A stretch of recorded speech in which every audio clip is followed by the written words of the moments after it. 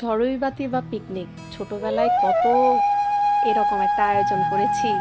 সব বন্ধুরা মিলে একসাথে সবার বাসা থেকে এটা সেটা এনে একসাথে রান্না করে সবাই মিলে কলা পাতায় কত খেয়েছি, তাই না? আর এখন বড়বেলায় এসে নিজেরাই এখন আমরাও সবাই মিলে আসলে এই আয়োজনটা করেছি। তো এই আয়োজনটা আসলে অনেক বেশি পছন্দের, একদম ন্যাচারাল সব কিছু, গ্রামীণ পরিবেশ, লার্কির চুলায় রান্না, সাধারণ খাবার। এই খাবারগুলো না আসলে সব সময় ভালো লাগে, তাই না? সব সময় মানে খেতে মন চায়, সব সময় দেখা যায় যে আয়োজনটা করতে ভালো লাগে। যাই হোক, যদিও সব সময় আমাদের আসলে সময়ের সাথে সাথে ব্যস্ততার কারণে হয়তোবা এইসব জিনিস হয়ে ওঠে না, কিন্তু যারা করে তারা জানে এই আনন্দ আসলে কেমন। যাই হোক, আমরা সবাই মিলে আমাদের আয়োজন করেছি, বিভিন্ন রকমের ভর্তা করেছি, বেগুন ভাজা, ডিম ভুনা, ব্যাস, আর সাথে হচ্ছে খিচুড়ি।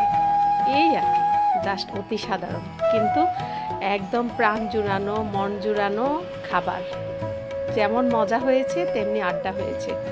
আর এই ধরনের আড্ডাগুলো আসলে স্মৃতি বিজড়িত।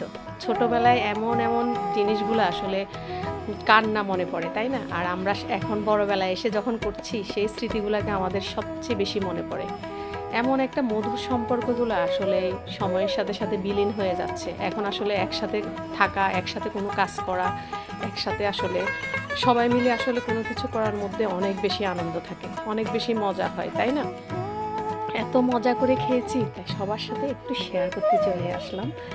আর এই পরিবেশটা আসলে আমাদের অনেক বেশি পছন্দের এবং অনেক বেশি ভালো লাগে।